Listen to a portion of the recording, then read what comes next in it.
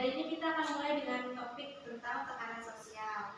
Saya yakin kalian sering dengar dengan istilah ini. Mungkin juga ada beberapa yang mengalaminya.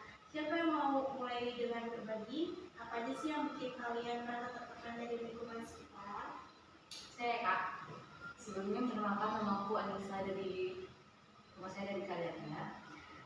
Kalau untuk tekanan sosial dan kecemasan dalam pergaulan itu, kalau saya Kak, jujur kadang iri, suka iri sama teman-teman yang ada di lingkungan aku kalau dia itu punya banyak barang branded, terus itu banyak followersnya, jadi kadang aku ini ngerasa jadi minder sendiri gitu Kak.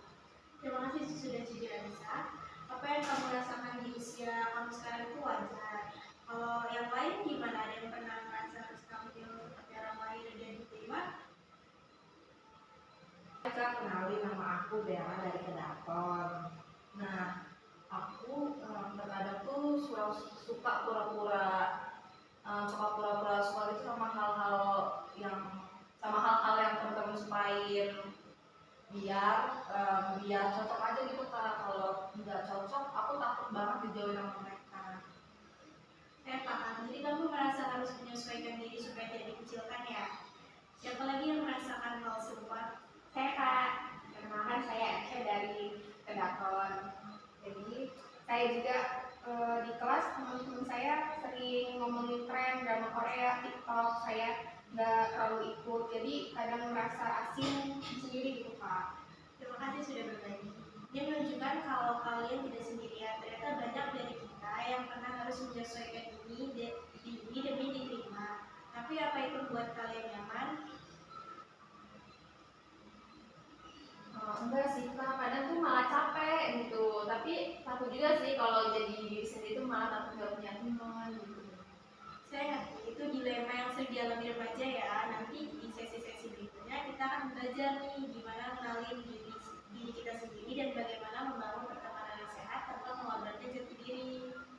Sekarang saya ingin tahu, setelah kalian mendengar cerita barusan, bagaimana perasaan kamu? Mungkin dari saya dengar cerita dari teman-teman ini ya, mungkin saya jadi merasa kayak lega. Ternyata bukan saya aja sendiri yang ngerasain perasaan ini. Terima kasih semuanya, kalian luar biasa karena berani terbuka. Di pertemuan berikutnya kita akan mulai latihan mengenali pikiran negatif yang muncul dari tekanan sosial ya, dan mulai membangun pola pikir yang lebih sehat. Sampai jumpa di video selanjutnya ya. Baik Kak. Kembali teman-teman semua, di sesi sebelumnya kan kita udah bicara nih tentang tekanan sosial yang kalian hadapi.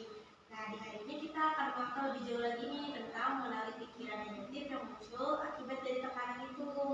Kita mulai dengan pertanyaan dulu ya. Apa yang biasanya kalian lakukan?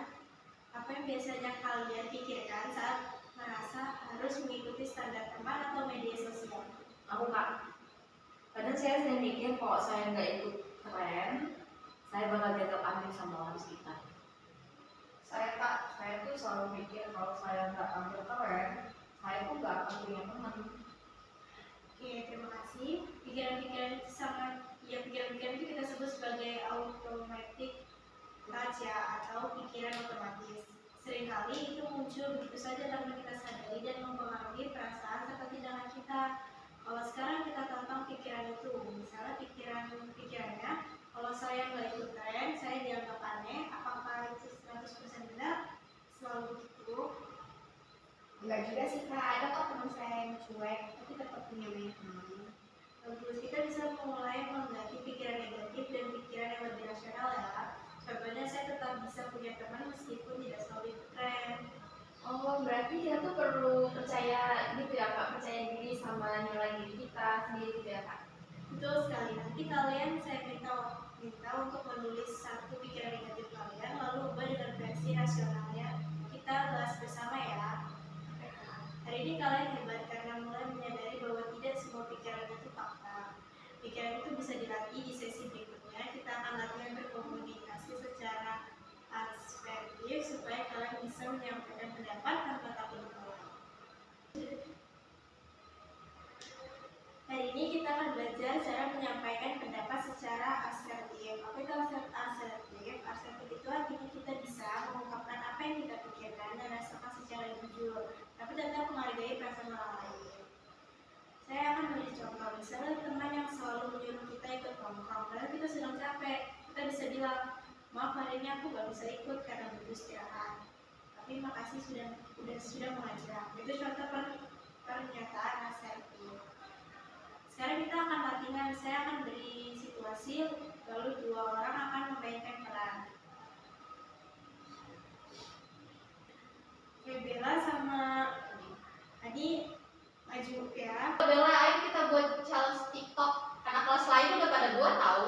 Maaf ya Hani, aku kurang nyaman gitu kalau buat TikTok, tapi aku dukung kalian kok. Kalau gitu. Luar biasa, nada suaranya sudah jelas, pilihan katanya juga sopan dan dia tetap jujur. Oke, yang selanjutnya Kamu gak sekalian si Anissa sih, dia minta banyak followers.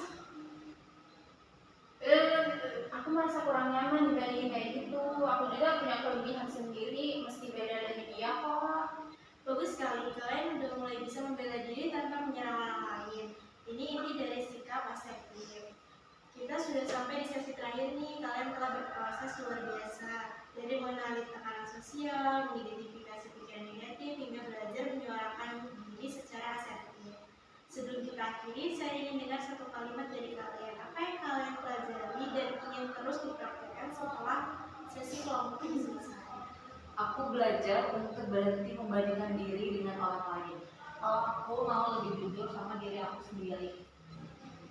Saya mau coba bicara dengan cara yang lebih tegas, tapi tetap sopan.